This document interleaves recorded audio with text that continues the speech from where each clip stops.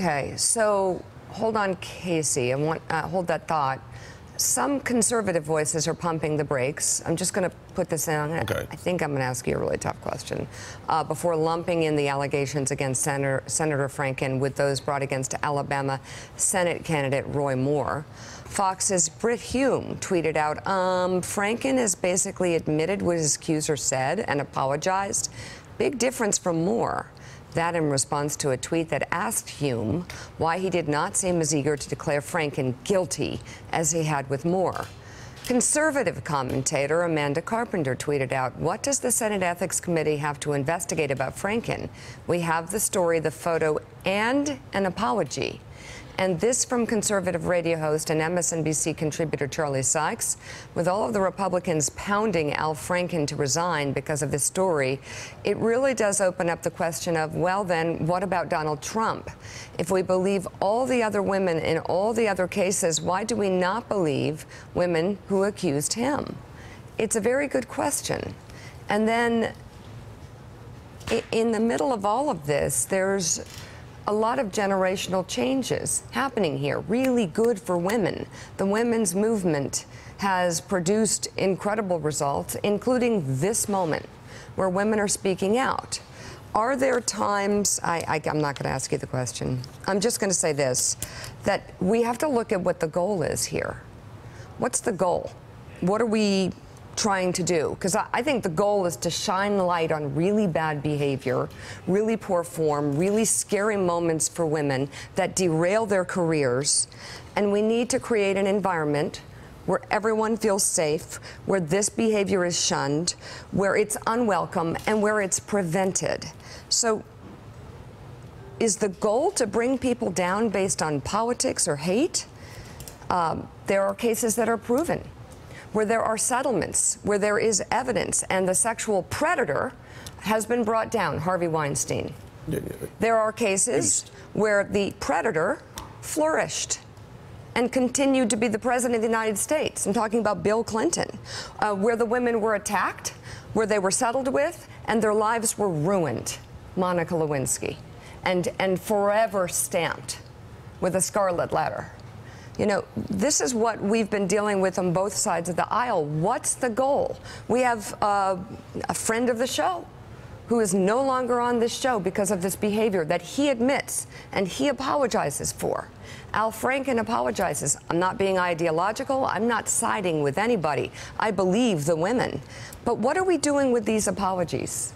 Well, I think the goal, the ultimate goal is, well, it's twofold. Do we accept them? The first thing, and that's what the settlements were originally about, was to really scare people, men, into not having the behavior. Now, but women ended up feeling victimized by those settlements. They felt that their voices were taken away, and now non-disclosures are being considered a way of victimizing women. What do we want? Well, I think now we're into the next step, which is we want women to speak out so men know that we're going to speak out, and they will not behave that way. And then following that, after probably a generation of fear, honestly, is that we see that they simply do not behave like that because they know it's not acceptable. But who's the judge, the jury, and the cops in all these cases? Because right now, it's if the story is big enough and flies enough, the career is over.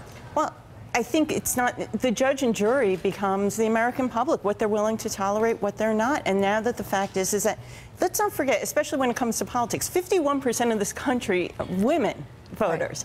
We have a say, and we're starting to use the voice. And not to get too kind of kitschy here, but it's about knowing your value. It's exactly what you've been talking about.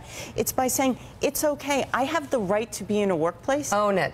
In the moment. That's right. In the moment. The goal is to signal to men that the boys' club is closed. It's over.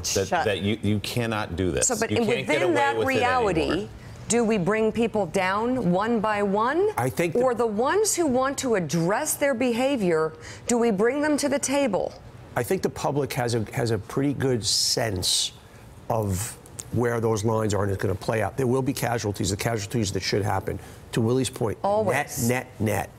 A new generation of men behaviorally will have a chip in their brain to have them act differently. Okay, so here's the tough question then. Here's the tough question then. Do you worry? Do you know? Do you feel that the way you were every around... Every man. The way you were around women 30 years ago is a little different, Donnie, than the way you are now? 1,000,000%. Exactly. 1,000,000%. So should you be brought down for the way you were 30 years ago? I want to know.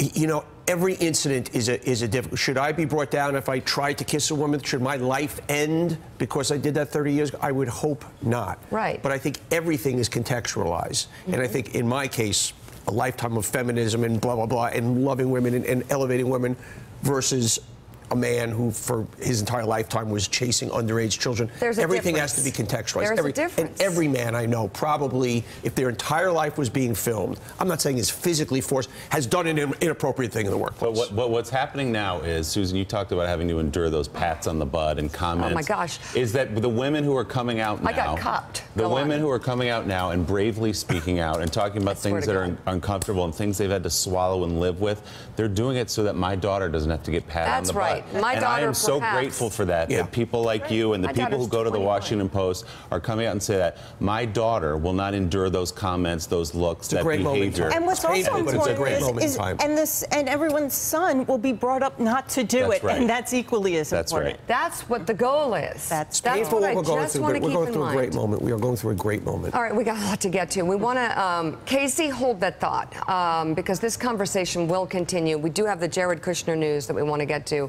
But Susan mentioned the interview that Senator Kirsten Gillibrand gave to the New York Times, and I think it's important to end the block this way, and then we will revisit.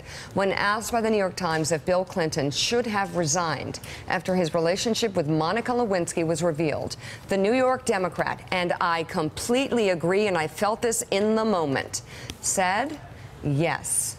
I think that is the appropriate response. I don't know why women in the White House and in Washington did not think that in the moment. Adding, quote, that's me, not her. Things have changed today, and I think under those circumstances, there should be a very different reaction. And I think in light of this conversation, we should have a very different conversation about President Trump and a very different conversation about allegations against him. Thank you, Kirsten Gillibrand. And as the Times notes, Gillibrand has a long-standing tie with the Clinton, now occupies the Senate seat once held by Hillary Clinton. I think the days of sort of tiptoeing around the Clintons are over, and I'm fine with it. Thank goodness. And just thanks for checking out MSNBC on YouTube, and make sure you subscribe to stay up to date on the day's biggest stories. And you can click on any of the videos around us to watch more from Morning Joe and MSNBC. Thanks so much for watching.